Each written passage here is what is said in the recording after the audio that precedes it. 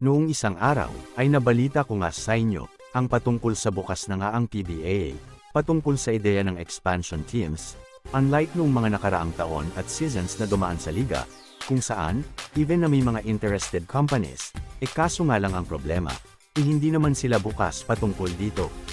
Samantala, sa video naman na ito, ay ating pag-usapan kung bakit nga ba magiging magandang hakbang ang pagdagdag ng bagong koponan sa liga.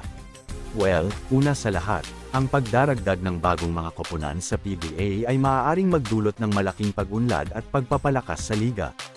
Sa pagkaroon ng mas maraming mga teams, magkakaroon ng mas maraming pagkakataon ang mga lokal na manlalaro na makapasok at mag-excel sa larangan ng propesyonal na basketball.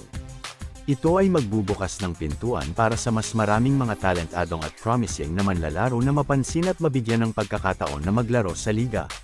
Bukod dito, ang pagdaragdag ng mga bagong koponan ay magdadala ng mas maraming mga pagkakataon para sa mga fans na suportahan ang kanilang mga paboritong koponan at manlalaro.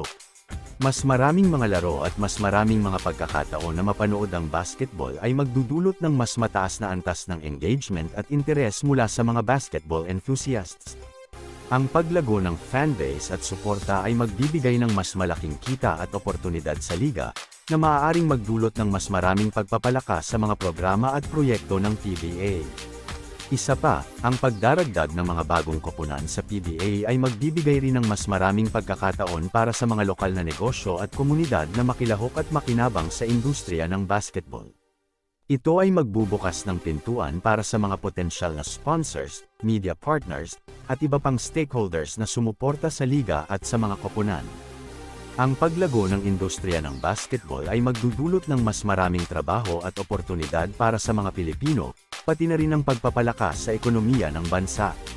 Samantala, sa kabilang banda naman, ang pagdaragdag ng mga bagong koponan sa PBA ay maaaring magdulot din ng ilang mga hamon at komplikasyon. Isa sa mga pangunahing isyu ay ang pagkakaroon ng potensyal na pagkalat ng mga manlalaro sa iba't ibang mga koponan, na maaaring magdulot ng hindi pagkakaintindihan at kawalan ng kasiguruhan sa mga existing na roster ng mga teams. Ang pagkakaroon ng maraming mga koponan ay maaaring magdulot din ng paghahati ng pansin at suporta mula sa mga fans, na maaaring magresulta sa pagbaba ng kita at interes ng liga.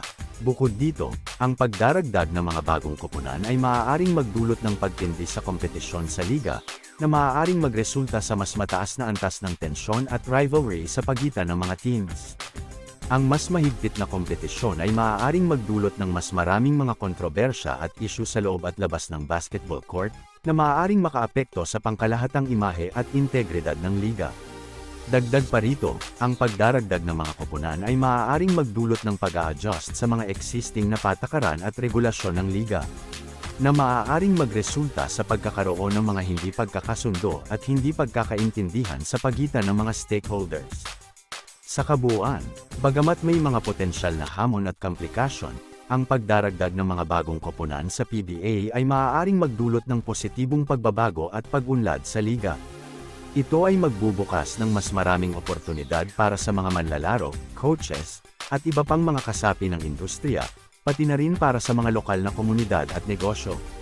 Sa pagtitiwala sa tamang pamamahala at pagpaplano, ang expansion ng liga ay maaaring maging isang daan tungo sa mas matibay, mas maunlad, at mas kaaya-aya na PBA para sa lahat ng mga kasangkot.